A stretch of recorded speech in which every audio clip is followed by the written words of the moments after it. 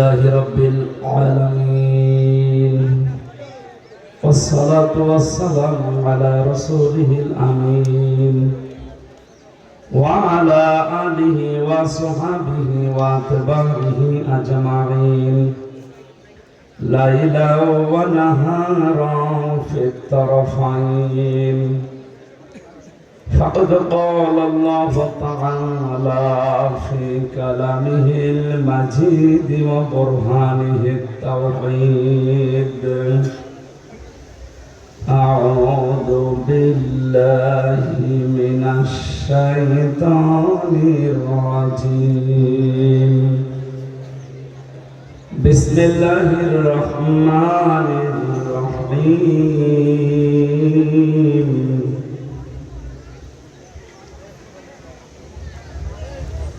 والذي أرسل رسوله بالهدى ودين الحق ليظهره على الدين كله وكفى بالله شهيدا محمد رسول الله صدقت يا ربنا. عن أبي ذر رضي الله تعالى عنه قال سمعت رسول الله صلى الله عليه وسلم من ادعى ما ليس له فليس منا وليتبوأ مقعده من النار رواه مسلم.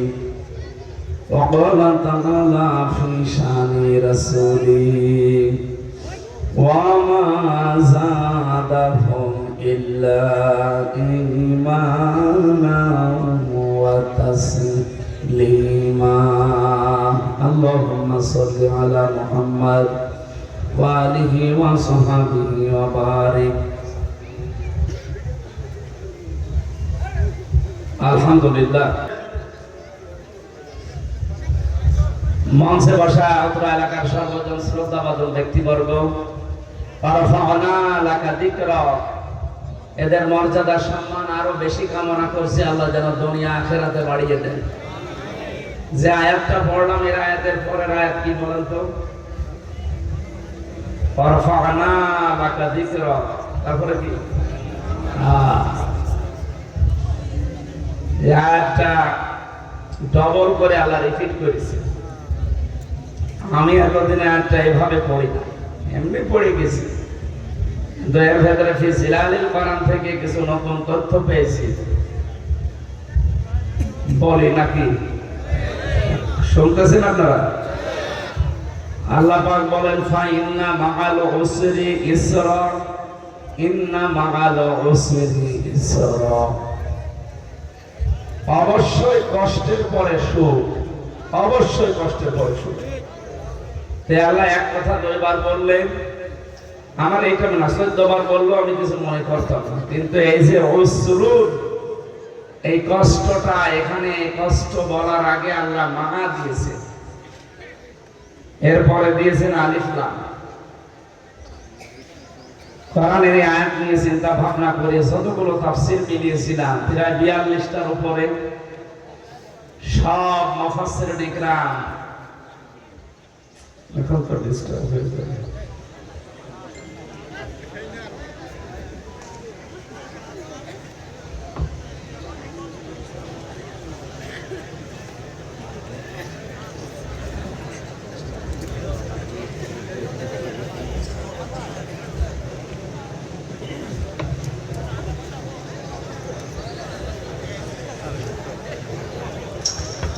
আলহামদুলিল্লাহ, কোরআনের কোন কথা যদি কেউ মন দিয়ে শোনে 500 রাকাত নফল নামাজে সওয়াব হবে।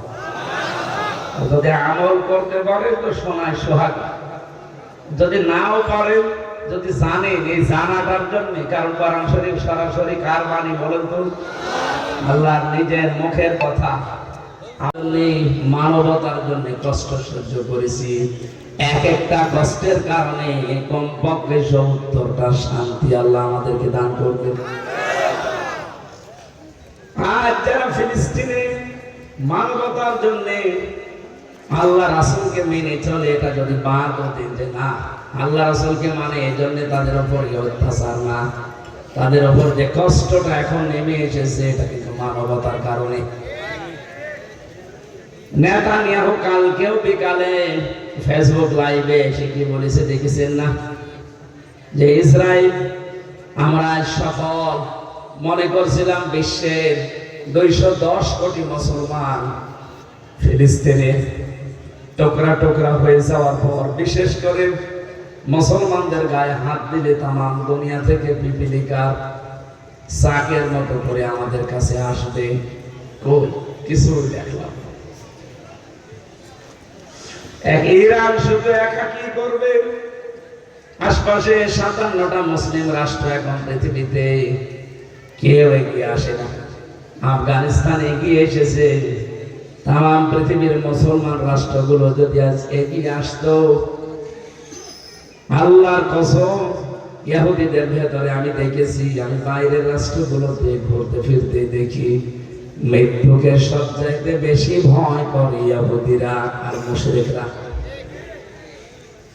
কোরআনে কারীম জানিয়েছে ওয়ালা তাজিদান্নাহুম আহরাসান নাসি আলা হায়াতি ওয়া মিনাল্লাযীনা আশরাকু। হে নবী অবশ্যই লামে তাকিদ নুনে সাকিলা,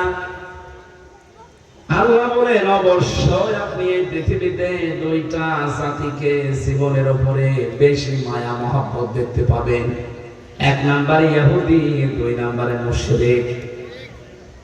এই মানুষগুলো দুনিয়াতে সবচাইতে বেশি জীবনের উপরে এদের আকাঙ্ক্ষা, লোভ, লালসা, সবচাইতে বেশি আগ্রহ জীবনের উপরে। ইয়াওয়াদু আহাদুহুম লাউ ইউআম্মারু আলফা সানা, এদেরকে যদি বলা হয় ১০০০ বছর বেঁচে থাকবেন, ওরা বলবে আলহামদুলিল্লাহ আরো বাঁচতে চাই। এই যে বেশি দিন বেঁচে থাকার আকাঙ্ক্ষা এই পৃথিবীতে এই দুইটা জাতির। এখানে মুশরিকদের কথা আছে, আর সূরা মায়েদার ভেতরে সরাসরি ইহুদিদের নামই আছে। আল্লাহ রাব্বুল আলামিন, আমি যে কথাটা বোঝাতে চাই আপনাদের, ওরা যে কষ্ট দিচ্ছে আজ ফিলিস্তিন, একটা কষ্ট সহ্য করার কারণে মহান আল্লাহ দুনিয়াতে তাদেরকে অবশ্যই ৭০টা শান্তি সুখ ভোগ করাবে, এটা মাস্ট বি করাবে। আমরা তো নিজের চোখে আমাদেরটা মিলালাম, আমরা যারা সত্যি কষ্ট পেয়েছি আল্লাহর জন্য, রাসূলুল্লাহর জন্য, মানবতার জন্য, আপনি টের পাচ্ছেন না? এই কষ্ট যারা দিয়েছে তাদেরকে আমার আল্লাহ কমপক্ষে ৭০টা কষ্ট দুনিয়ায় দিবে, আর আমাদেরকে ৭০টা সুখ কমপক্ষে ভোগ করাবে। সিস্টেম অপর পৃষ্ঠায় দেখুন, আল্লাহ পাক বলেন পৃথিবীতে কোন মানুষ যদি অবৈধভাবে একটা সুখ ভোগ করে, আবার বলছি দুনিয়াতে কোন মানুষ যদি অবৈধভাবে একটা সুখ ভোগ করে, এই পৃথিবী আর আখিরাত মিলে কমপক্ষে তাকে ৭০টা দুঃখ ভোগ করা লাগবে। সুখ ভোগ করলে আপনাকে দুঃখ পাওয়া লাগবে, বিষয়টা এমন না। সুখ যদি অবৈধভাবে কেউ ভোগ করে, এই যে পরকীয়া প্রেম যারা করে, এখানে সুখ নেই, কথা বলছেন নাকি? এলাকায় এসে চলছে না, আছে মানে ১৮০ মাইল লেগে চলছে। তারপরে যশোর মনে হয় ভালো আছে, এগুলো নোয়াখালী বেশি। ৪ বছরের পানিয়া থেকে ৮০ বছরের খাদিজা পর্যন্ত বাদ দেয়, এটা রেকর্ড হচ্ছে। তো আপনি দেখেছেন না সুবর্ণচরে ৪ সন্তানের মাকে পর্যন্ত ধর্ষণ। আমাদের এই খুলনা বিভাগে একটু হালকা পাতলা আছে, এগুলো চট্টগ্রাম বিভাগে বেশি। আবার কালকে তো চট্টগ্রাম যাবো, ওরা আবার সেকে ধরবে না তো, ওদের এলাকায় বেশি বললে অসুবিধা কি? ওরা ছাড়ে না কাউকে, বলেন তো, যে অবৈধ সম্পর্কের দ্বারা মানুষ একটা শান্তি পায়, সুখ পায় না পায় না? বলেন না কেন? এই একটা অবৈধ সুখের কারণে আপনাকে কমপক্ষে 70টা দুঃখ দুনিয়ায় ভোগ করা লাগবে। এই জন্য এই লাইনে যারা আছে এই মুহূর্তে তওবা করে আপনি থামেন। বিশেষ করে যাদের ভাবির সাথে লাইন আছে, প্রতিবেশীর স্ত্রীর সাথে অনেকের লাইন আছে, এমনকি বিবাহিতা মেয়েদের সাথে অনেকের লাইন চলছে। এখানে যে সুখ গুলো পাচ্ছেন এগুলো যেহেতু অবৈধ সুখ, এই মুহূর্তে আপনাকে ওই রাস্তাগুলো সব বন্ধ করা লাগবে। এই রাস্তাগুলো চালু করার জন্য যেহেতু অনেকে মোবাইলের মাধ্যমে করে, সুতরাং মোবাইল নাম্বার এখনই ডিলিট করে দিন। কারা কারা ডিলিট করবেন হাত তোলেন তো।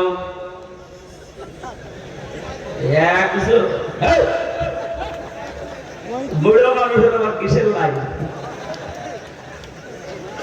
না, আমি আশির জন্য বলি না, বলে এতগুলো মানুষ হয়তো বুঝেছে আর আন্দাজে রওশনের সাথে মতো হাত তুলে বসে আছে। রওশনের সাথে ছিল বিরোধী দলীয় নেত্রী, পরে যা বলতে বলতো ও তাই বল। আমার যশোরবাসী যারা অবৈধ এই সমস্ত কাজ কামে সুখ পান, আপনি লিখে নিতে পারেন সূরা আল নাসর 5 আর 6 নম্বর আয়াত। আল্লাহ দলিল দিচ্ছেন অবশ্যই দুনিয়া আখিরাত মিলে মাস্ট বি আপনার কপালে 70টা দুঃখ আছে, এগুলো আল্লাহ আপনাকে ভোগ করাবে। এই যে অবৈধভাবে 15.5 বছরে যারা টিকে ছিলেন ক্ষমতায়, বলেন তো আপনি তারা কি সুখ পায়নি? কি কথা বলবেন? এইটা প্রায় 8-9 দিন হয়ে গেল, ওই দেশ থেকে কিন্তু হাসিনা পর্যন্ত বলেছে যে সব আমার দোষ, মানুষ শুধু আমারই গালি দেয়, আমি কি সব একা খেয়েছি, আমার মন খাইনি? আমার দলের লোকজন যা আছে ওরা কি কেউ কিছু করেনি? সবে আমারে গালি দেন, সব আমারই দোষ। তারাও তো সুখ পেয়েছে, তারা তো জানতো যে অবৈধ সরকার, বিনা ভোটের সরকার, তারপরও তারা আগ বাড়িয়ে বলতো আমি এমপি হব। আপনাদের এই আসনের যিনি ছিল উনিও বাংলাদেশের যত দায়িত্বশীল ছিল 1628 জন মানুষ, সবাই জানতো যে এটা অবৈধ, জোর করে আছে। কিন্তু তারপর সুখ পাওয়ার জন্য, শান্তি পাওয়ার জন্য এই অবৈধ সুখের কারণে ওরা অনেকে গলা বাড়িয়ে দিয়েছে। গলা বাড়িয়ে কি পেয়েছে আপনি দেখতে পাচ্ছেন না? এক একটা অবৈধ সুখ ভোগ করার কারণে দুনিয়া আখিরাত মিলে আপনাকে 70টা দুঃখ ভোগ করা লাগবে। এখন যারা ভাবছে, কয়েকদিন আগে সিঙ্গাপুরে, মালয়েশিয়া ছিলাম, এই বাংলাদেশে এতদিন যারা ছিল অধিকাংশ গুলো এই দেশগুলোতে পালিয়ে আছে, কিন্তু কেউ সাহেব পাড়ায় থাকে না, কেউ বেগম পাড়ায় যায় না, থাকে সব হোটেলে। আমি যে হোটেলে উঠেছিলাম, নিচে নেমে দেখি দুটো চা খাচ্ছে, কি হুজুর আমরা আগে পালিয়েছি। আগে পালাবেন কেন? আপনি অবৈধ সুখ ভোগ করে আজ নিজের বাড়িতেও থাকতে পারবেন না। এমনকি এই দেশে, এই মালয়েশিয়া সাহেব পাড়া বানিয়েছিল, সেখানে থাকতে পারে না, তালা লাগানো, থাকে হোটেলে। কয়দিন থাকবেন এভাবে? এই কোটি কোটি টাকা যদি আপনি বাইরে পাচার না করে আর মানুষকে কষ্টে ফেলে যদি আপনি এই সুখটা ভোগ না করতেন, আপনি মরণ পর্যন্ত চেয়ারে থাকলেও কেউ নামাতো না। কত মানুষ জেনে শুনে অবৈধ সুখ ভোগ করে। মনে যে জামাটা সেলাই করতে গিয়েছিলাম, একটু বড় হচ্ছিল মালয়েশিয়াতে, যে দোকানে গেলাম, ওই দোকানদারে যশোরে বাড়ি, অভয়নগরে। 5 জন কাজ করছে, একজনের বাড়ি পাকিস্তান, 2 জনের বাড়ি ইন্ডিয়া, আর একজনের বাড়ি তামিলনাড়ু। 5 জন মিলে ওই দোকানটা চালাচ্ছে। একটু জিজ্ঞাসা করলাম যে কেমন কি খরচ আপনাদের? যশোরের এই লোকটা বলছে আমি 6.5 লাখ টাকা খরচ করে এসেছি, আমার প্রতি মাসে এখানে ইনকাম 80,000 টাকা। পাকিস্তানের ভাইকে জিজ্ঞাসা করলাম উর্দু ভাষায়, ওনারে উনি আমারে বলছে যে আমার 1,20,000 টাকা খরচ হয়েছে আসতে।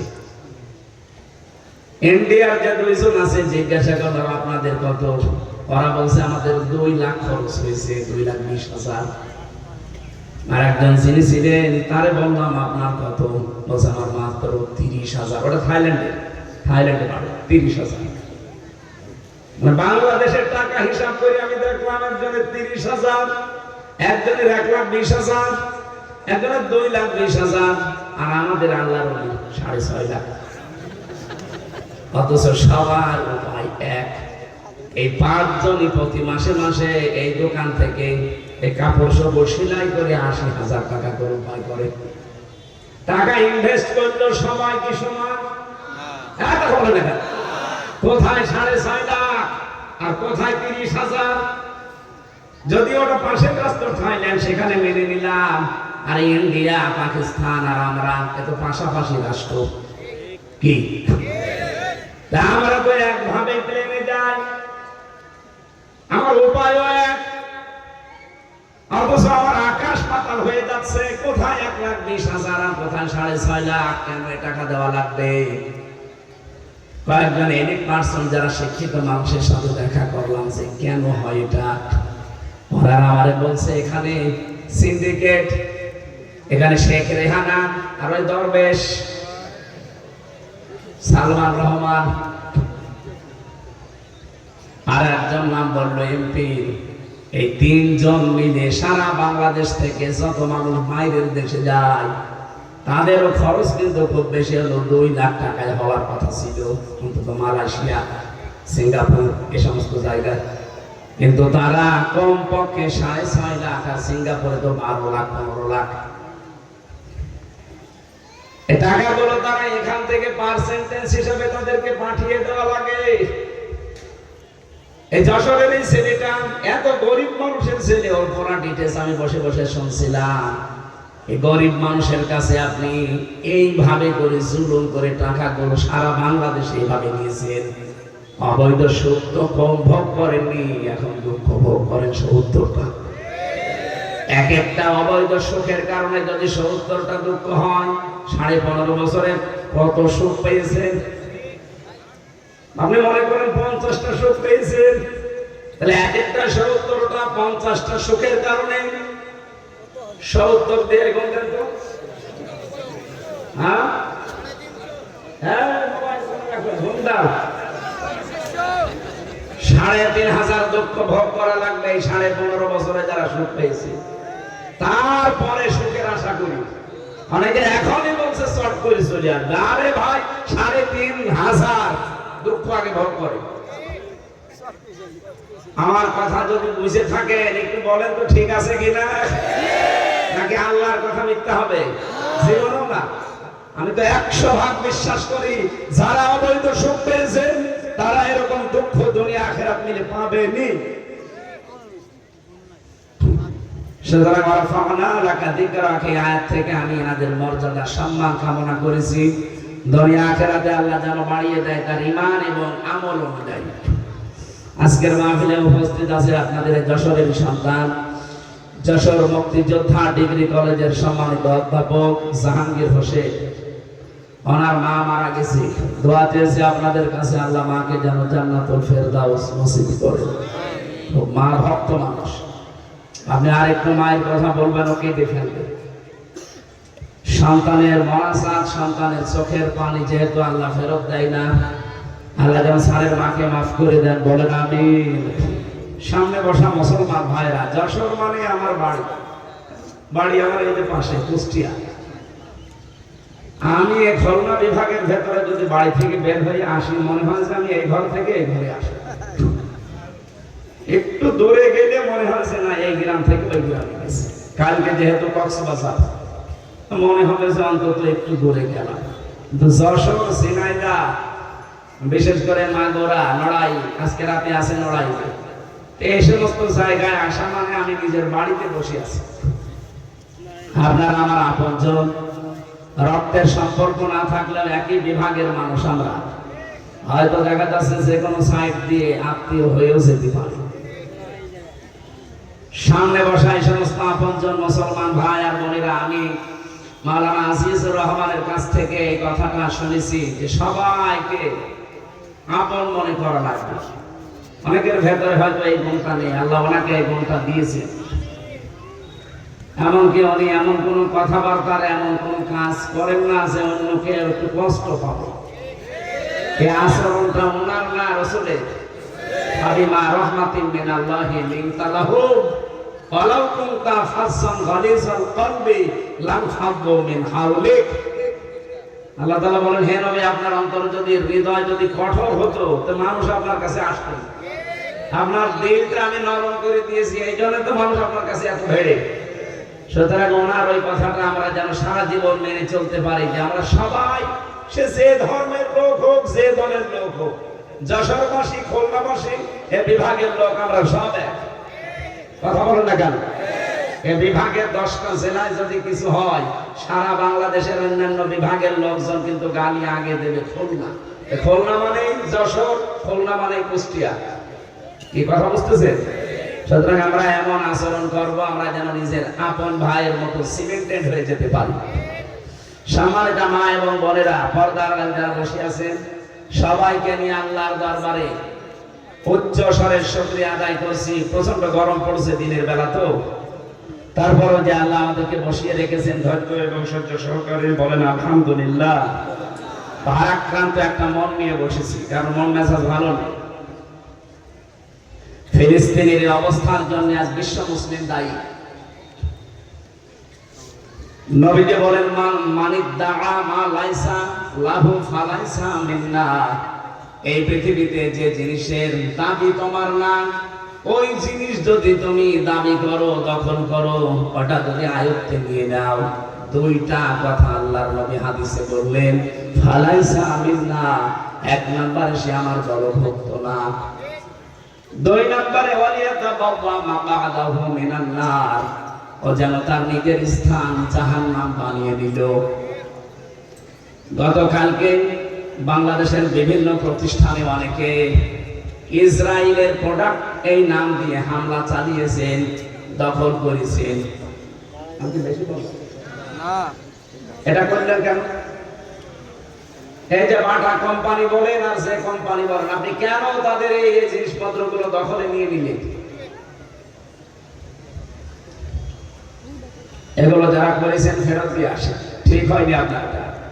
আপনি 1 নম্বরে যদি যে জিনিসের দখল আপনার না, যে জিনিসের দাবি আপনার না, আপনি জোর করে ওটা ভোগ দখল করেন, যতদিন করবেন ততদিন আপনি নবীর উম্মতের বাইরে থাকবেন। ফালাইসা মিন্না, সে আমার দলের লোক না। বাংলাদেশে আগস্টের 5 তারিখের পর থেকে বহু মানুষের চরিত্র আমরা এরকম দেখতে পেয়েছি, যে জিনিসের দাবি তার নেই, সেখানে যে দাবি করে বসে,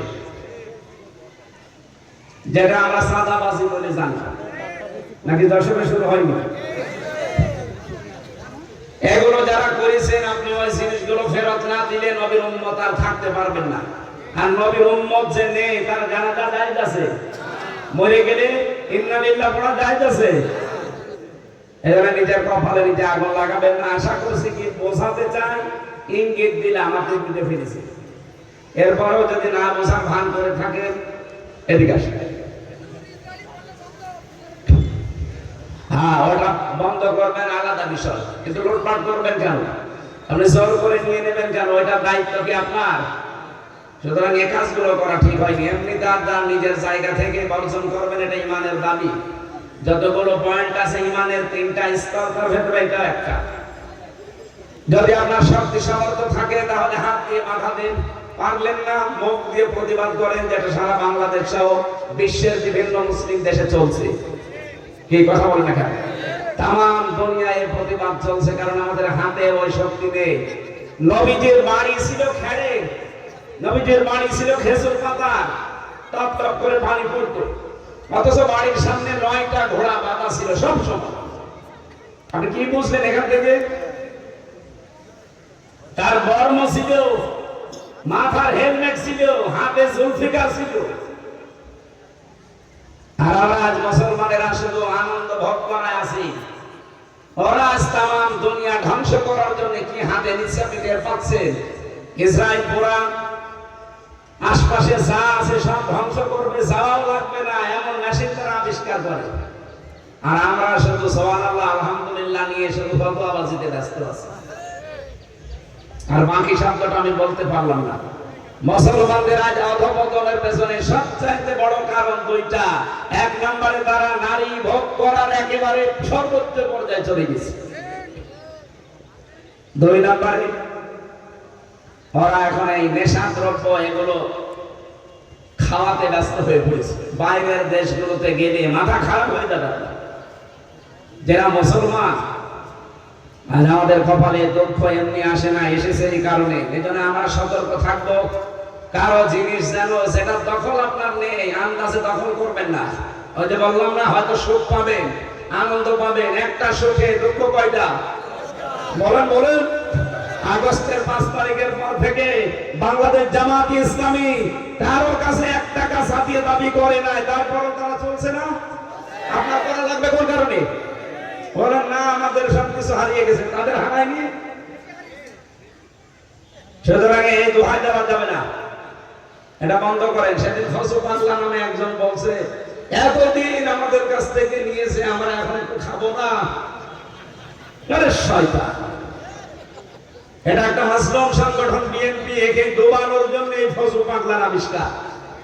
আমার মনে হয় এই ফসল নামে এই লোকটাকে পাবনায় পাঠানো দরকার। বাড়ি হচ্ছে কিশোরগঞ্জ। পাবনায় পাঠিয়ে বড় ইনজেকশন এসে, সেদিন আমি পাবনায় গিয়েছিলাম, যে দেখি পাগল সব ফেরাই চলে গেছি। 750-800 পাগল থাকে সেখানে, মাত্র 150 উপরে আছে মাত্র কয়েকজন। বলো পাগল বলছে সব ভালো হয়ে গেছে, চলে গেছে। আর এখন নতুন নতুন পাগল আমদানি হচ্ছে, ওগুলো সব বাংলাদেশ থেকে, বিশেষ করে চাঁপাইনবাবগঞ্জের এই যে মুফাসসিরে কোরআন স্বামী আর স্ত্রী, এই দুইজনকেও পাঠানো দরকার কিছুদিনের জন্য পাবনা। যে থাম, এখানে থাকেন আর ইনজেকশন দিয়ে দে। ওই যে কুকুর মারে যে ইনজেকশন দিয়ে, তাছাড়া এ মাথা খারাপ হয়ে গেছে, আর ভালো হবে না। আমি আর নিচে নামলাম না, আপনারা উল্টা পাল্টা ধারণা করবেন না। আমি বিএনপির বিরুদ্ধে না, সত্যি কথা বলছি। আমি শহীদ জিয়াউর রহমানের নামে মন থেকে দোয়া করি, তারেক জিয়া সাহেবের জন্য আমি মন থেকে দোয়া করি। কিন্তু এই মাসলুম দলটা ভারতের চাইলে, ভারতের গলকধাঁধায় পড়ে এই দলটাকে অনেকে ডোবানোর জন্য চেষ্টায় আছে। তার ভেতরে যাদের নাম বলছি, এরা, এদের কোনো কাজ নেই, কোনো কাম নেই। আপনি বলেন তো এদের কোন ব্যবসা আছে? বাংলাদেশে কেউ যদি রাজনীতি করতে চান, তারা আলাদা কর্মজীবন থাকা লাগবে। আর রাজনীতি যদি আপনার কর্মজীবন হয়, আপনি তো দুর্নীতি করবেন এক আপনি। কি কথা বলেন না কেন? আল্লাহ আমাদের সামনে জাতিকে যেন বাঁচান, বলেন আমিন। সূরা ফাতাহ, ফাতাহ মানে বিজয়, ফাতাহ মানে কি?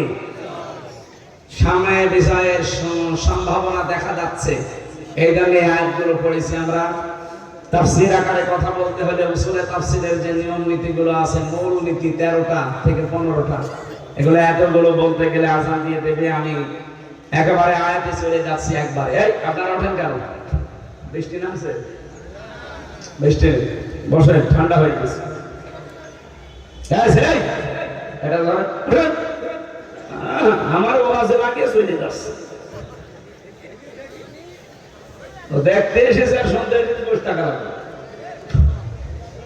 সূরা ফাতিহা থেকে বলছি এবার 28 এবং 29 নম্বর আয়াতের প্রথম অংশে বিশ্ব নবী মুহাম্মদ রাসূলুল্লাহ সাল্লাল্লাহু আলাইহি ওয়াসাল্লামকে আল্লাহ নির্দেশ দিচ্ছেন, ওয়াল্লাযী আরসালা রাসূলাহু বিল হুদা। তিনি সে আল্লাহ যিনি তার রাসূলকে পৃথিবীতে পাঠিয়েছেন হেদায়েত সহকারে। কি সহকারে? আরো জোরে বলেন। হেদায়েত কি? দুনিয়ার কোন মানুষ যদি হেদায়েত না পায়, সে জান্নাত পাবে? আরো জোরে বলেন। তাহলে হেদায়েত পেতে হলে, জান্নাত পেতে হলে মাস্ট বি আপনাকে হেদায়েত পাওয়া লাগবে। কোরআনে কারিমে জানিয়েছেন আল্লাহ হেদায়েত পাবে কারা? সূরা বালাদের ভেতরে 5 দফা কর্মসূচি যারা হাতে নেবে, আল্লাহ তাদেরকে হেদায়েত দান করবে। وهديناه النجدين فلاقتحم العقبة وما أدراك ما العقبة فك رقبة أو إطعام في يوم ذي مسغبة إلى آخر আয়াত। ভালো করে শুনেন, শুধু বাংলাদেশের জন্য না, এটা রেকর্ড হচ্ছে সারা পৃথিবীর বাংলা ভাষাভাষী যারা সবাই শুনবে কালকে। হেদায়েত যদি না পান জান্নাত পাবেন না। আর হেদায়েত পেতে হলে কমপক্ষে 5টা কাজ আপনার জীবনে থাকা লাগবে। কয়টা? এই বাংলাদেশে এখন প্রায় 73টার উপরে দল কাজ করছে, নিবন্ধন মিলে নিবন্ধন ছাড়া। যারা আছে হেদায়েত যদি সত্যি পেতে চান, আল্লাহর কোরআনের সূরা বালাদের এই 10 নম্বর আয়াত থেকে 18 নম্বর আয়াত পর্যন্ত আপনি মিলাবেন বাড়িতে। 1 নম্বরে আপনার জীবনে ফাক্কু রাকাবা, দাস মুক্তিকরণ, এই কর্মসূচি থাকা লাগবে। বাংলাদেশ জামাত ইসলামের কথা বলছি আমি এই কারণে, দাস মুক্তি বলতে আমরা কি বুঝি? পৃথিবীতে আল্লাহ বানিয়েছে মানুষকে তার দাসত্ব করার জন্য। কথা বলেন এখানে, ইয়াকা নাবুদু, একমাত্র তোমারই দাসত্ব করি। সেখানে বহু মানুষকে আমরা দেখতে পাই তারা আল্লাহর দাসত্ব বাদ দিয়ে মানুষের দাসত্ব করে। বলেন, আল্লাহর দাসত্ব বাদ দিয়ে পৃথিবীর মানুষের দাসত্ব করবে, মানুষের গোলামি করবে। এখান থেকে যারা মানুষকে বাঁচাতে চায়, আর এই কর্মসূচি জীবনে 1 নম্বরে নিয়েছে জামাত ইসলাম। এতে বারবার আল্লাহর আইনের কথা বলা হয় কেন? কারণ আল্লাহর আইন প্রতিষ্ঠা হলে মানুষের তৈরি করা আইনগুলো এমনি দূর হয়ে যাবে। আর মানুষের তৈরি করা আইন যদি না থাকে, আল্লাহর আইন যদি কায়েম হয়, মানুষ দাসত্ব করতে বাধ্য হবে কার? আমরা তো চাই মানুষ দাসত্ব করুক আল্লাহর। কি কথা বলে দেখেন। 2 নম্বরে যারা এতিম মিসকিন অসহায় মানুষের বাড়িতে খাবার পৌঁছিয়ে দেয়। আপনি দেখেন না, আগস্টের 5 তারিখের পরে আজ এপ্রিলের 8 তারিখ, 1 মাস 8 মাস 3 দিনের ভেতরে এই 73টা দলের কর্মসূচি আপনি একটু হিসাব করে মিলান। কারা এতিম মিসকিন অসহায় দুর্বল মানুষদের কাছে যে সর্বোচ্চ বিলিয়ে দিচ্ছে বলেন? আপনি যে আন্দাজে ফতোয়া দেন, বলেন আমি যা বলছি কোরআন থেকে না বানিয়ে? ইয়াতীমান দা মাকরাবা, নিজের নিকট আত্মীয় স্বজনের ভেতরে যারা এতিম অসহায় তাদের খোঁজ খবর নেওয়া। আর আমি তো এই গুণটা এদের ভেতরে দেখি। আমি যা পড়ি কোরআনে, এগুলো যার ভেতরে পাবো আমি তো সেখানে যাব। আপনি জোর করে আমার নিতে চান, পারবেন না। আমি তো দেখি না আপনার ভেতরে এগুলো।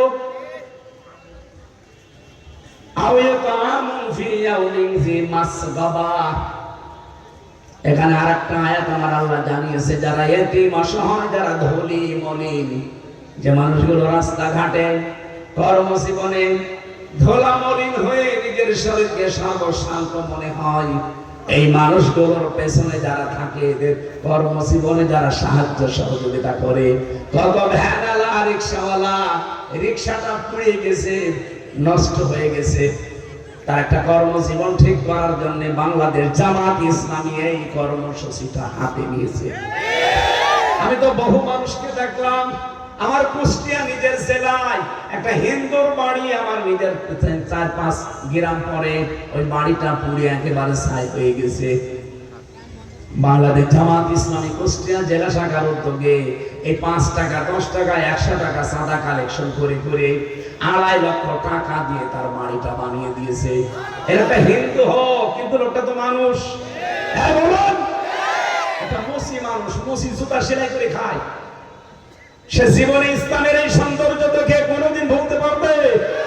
আর আপনার টাকা ব্যাংকে সাদা পড়ে যায়, কি করেন টাকা দিয়ে? সম্মাকানা মিনাল্লাযীনা আমানু ওয়া তাওয়াসাউ বিস-সাবরি ওয়া তাওয়াসাউ বিল মারহামা। এই পৃথিবীতে ওই মানুষগুলো হেদায়েত পাবে, তারা ডানপন্থী বলে আল্লাহ উল্লেখ করেছেন। উলাইকা আসহাবুল মায়মানা, এই মানুষগুলো ডানপন্থীরা সফল হবে, এদেরকে আল্লাহ হেদায়েত দেবে যারা নিজেরা ঈমান আনার পর মানুষকে ধৈর্য ধারণের উপদেশ দেয় আর একে অন্যের প্রতি রহমদিল হয়। আজ এই গুণগুলো আমি যেখানে পাবো, আল্লাহর কসম আমরা মুসলমান হিসেবে সেখানে যাব।